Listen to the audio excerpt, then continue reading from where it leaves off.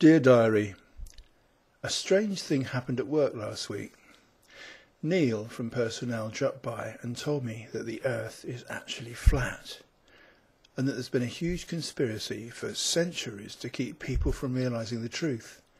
And now I'm part of it, apparently.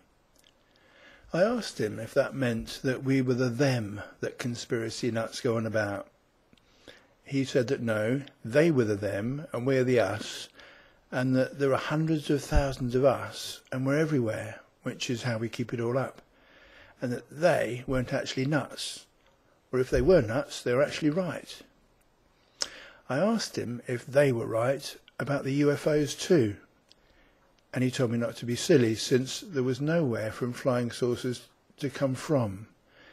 And even if there was, we were going too fast for them to catch up with us, so of course I said sorry for being so foolish. This is obviously all going to take some getting used to. I then asked him the question why we did this, why hundreds of thousands of people would keep this hoax up.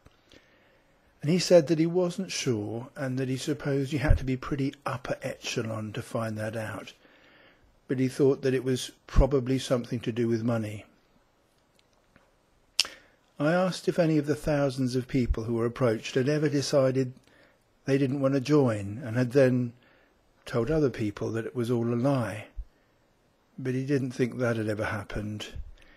He didn't think anything bad would happen to you if you did, because it wasn't that kind of conspiracy, he said, but he didn't reckon anyone had ever let on, even if they decided not to join.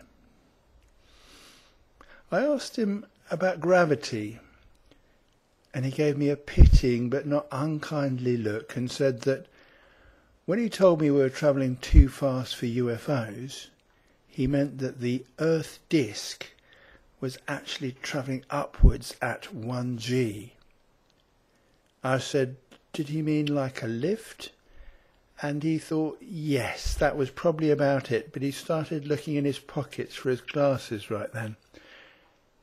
I asked him then for proof about the whole flat Earth thing. And he did look at me then and asked me straight out what I'd accept as proof.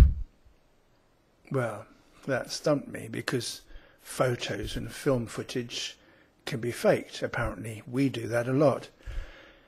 The only thing I could think of was a trip into space to look at things from the edge. But apparently there aren't really such things as spaceships anyway, so that's out.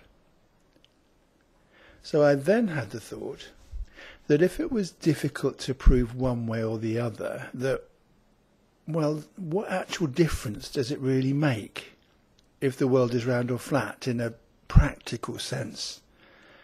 But when I looked at his animated face and saw the conspiratorial glances he shot at me when he looked out at the people, at them going past the office, I really didn't have the heart to say it. So I said, okay, I'm in.